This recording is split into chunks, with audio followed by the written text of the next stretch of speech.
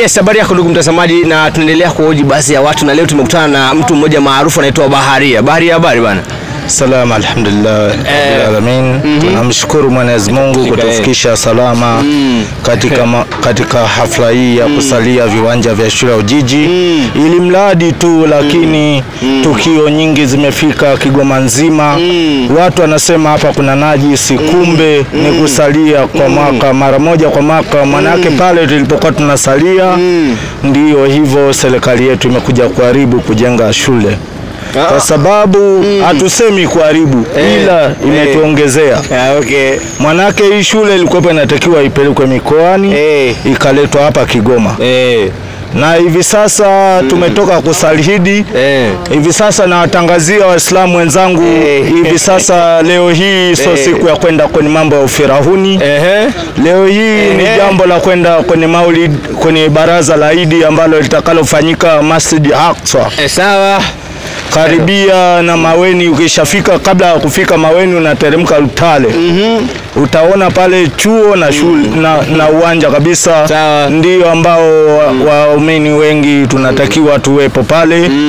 Na watu wote inatakiwa tufike kwa wingi, ili tuonekane kama Kigoma yetu inajua kwa wingi sana watu kufika heko kwenye kusikiliza maneno ya mtume wetu Muhammadi sallallahu alaihi wasallam. Sawa bwana Baharia, unawaambiaje sasa hivi kwa swala la chakula la nyumbani, unawaambiaje watazamaji?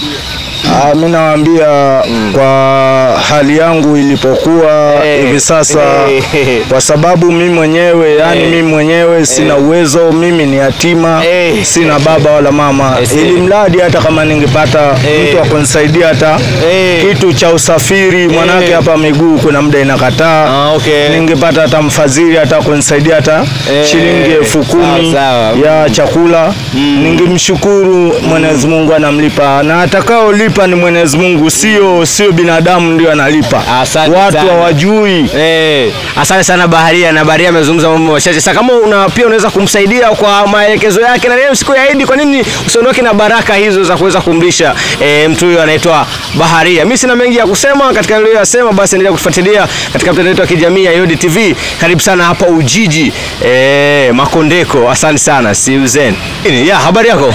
Ni nzuri tu. Unaendeleaje? Naendelea fresh. Majina yako unaitwa nani? Naitwa Hasani Dunga. Hasani Dunga. Kama kawaida. Vipi, unaonekana furaha sana? Lazima niwe na furaha kwa sababu tumefunga siku 30. Uhakika tumemwomba Mungu na tuna imani Mwenyezi Mungu atatupokea vizuri. Umechukuliaje siku ya leo? Siku ya leo nimechukulia vizuri sana na kwa heri sana. Na tunamwomba Mungu azidi kutupa afya njema. Na unafikiri kuna tofauti gani kati ya siku ya leo na siku zingine? Utofauti upo, tena ni mkubwa sana, kwa sababu siku ya leo tumefanya ibada fresh. Ni siku nyingine hatuwezi tukafanya ibada kama hii ya leo. Inapatikana ni mwaka hadi mwaka. Kuna watu wengine wanasema kwamba kuna ugumu kutoka kwenye siku ya Ramadhani na siku mpaka siku ya Idi. Je, wewe unachukuliaje? Je, ni furaha kutoka Ramadhani kuja Idi au ni huzuni kutoka Ramadhani kuja Idi? Mimi naona kama vile vyote hapo vitateki place, kwa sababu ule mwezi wa Ramadhani watu wanakuwa ni kama vile unajitesa kwa ajili ya kumwomba Mungu. Lakini siku za kawaida unakuwa uwezi ukajitesa sana. Umeona? Kwa sababu tutakula, tutafurahi. Lakini mwezi wa Ramadhani unakuwa na imani sana, baadhi ya vitu watakao punguze kwa ajili ya imani nafsini, kwa ajili ya dini yetu. Lakini kwa nini unafikiria mpaka siku ya leo lazima upendeze? Ndio, yani lazima upendeze. Kwa nini lazima upendeze siku ya leo? Siku ya leo kupendeza sio lazima. Sio lazima. Cha msingi usafi. Kwa sababu kuna kitu kimoja wanakiita kwa sisi Waislamu, al-Islam nadhif. Al-Islam nadhif. Lazima uwe msafi. Sio lazima kupendeza, kwa sababu watu wote hatulingani uwezo. Kuna watu wengine uwezo wake ni wa hali ya chini, atashindwa kununua hata kanzu. Kwa anachozingatia sana, anatakiwa awe msafi. Avae vizuri, ajistiri vizuri, afanye ibada. Siku ya leo wanasema ni siku ya mtoko, siku ya kutoka, siku ya kwenda kutembea sehemu mbalimbali. Umejiandaaje kuna kutoka? Hiyo swala kutoka tuachie watoto. Unajua sisi kwani kutoka inakuwa ina maana gani kutoka? Hiyo kutoka kwa sisi watu ambao tuna imani, hatuwezi tukafanya vitu kama hii. Watu ambao wana imani. Hatuwezi tukafanya vitu kama hivi. Kutoka ni kwa watu ambao wasio na imani. Uwezo ukawa na imani. Ukitoka kwa sababu unakuwa kuna baadhi ya vitu umeharibu, tunaambiwa na mashehe zetu kila siku. Ambao unatoka unaenda unacheza muziki, mwisho wa siku utalewa, utavuta mabangi, utakutana na wanawake, kwa inakuwa sio nzuri. Kwa hiyo leo hautoki kabisa. Siwezi nikatoka. Basi wanasema siku ya leo ni siku ya kula, ya kufurahi, ya kuenjoy. Umetuandalia nini hapo nyumbani? Yaani hapo kuna pilau, nyama, kisambu, yani mazagazaga, sinajua mboga saba, ni karibuni sana nyumbani. Basi unamwambiaje msikilizaji leo kutazama wakati huu? Unamwambiaje?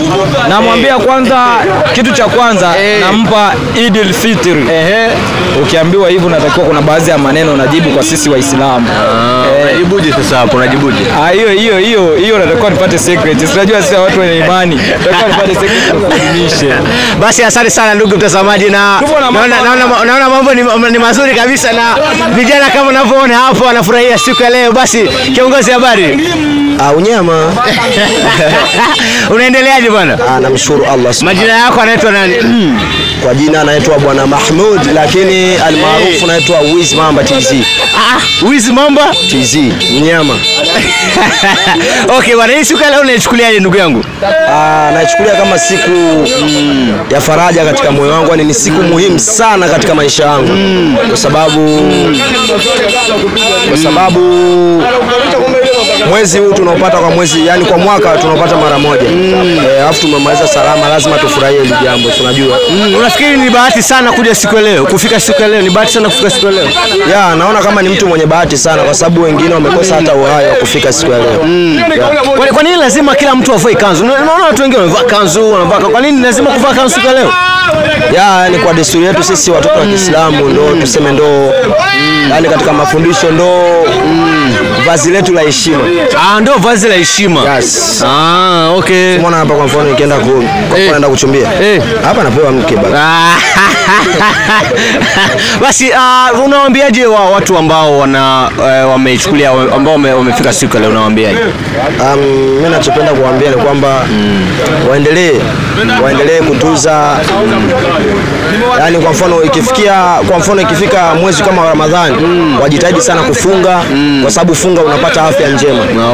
Na kingine watu inabidi mnakula tende kabla ya kufungua jamani. Kula tende kabla ya kufungua. Kuna mtu nimekutana naye alikuwa anakula maandazi, sijui vitumbua hivi. Nafikiri ni sahihi sana. Huo unakuwa ni ulafi. Okay, ulafi. Sababu jioni umekutana naye jioni kabla nilikuwa leo muda huu, yani Ramadhani imeisha, muda huu asubuhi ameanza kula vitumbua. Ukiona watu wa design hiyo, yani huyo alikuwa afungi sana. Kuna watu wanasema kwamba kutoka mwezi wa Ramadhani kuja kwenye Idi kuna ugumu hapo. Yaani kuna wengine wanasema ni afadhali angebaki Ramadhani kuliko kuja Idi, na wengine wanasema ni afadhali amekuja Idi kuliko kuja Ramadhani. Unafikiri wewe ni ugumu au unafikiri swala limekaje? Labda nikuelewesha kitu kimoja hapo, ni kwamba watu waovu wanapenda tuendelee na mwezi kama huu ambao tumeingia sasa. Unajua ni mwezi wa wanaharamu. Unamaanisha ni mwezi wa wanaharamu? Wa haramu tuseme. Kwa sababu mwezi watu wanafanya kila jambo wanalojisikia yeye. Mtu analewa, anavuta bangi, anatumia kila kitu. Lakini mwezi wa Ramadhani kuna vitu kibao ambavyo vinakuzuia. Huwezi kula pale wakati ni mtoto wa Kiislamu. Inakuwa ni uongo, si unajua. Basi asante sana. Unawaambia watazamaji nini kwa kuaga? Mimi nawatakia Idi mubaraka. Allah awazidishie, Mwenyezi Mungu awape afya njema. Naam.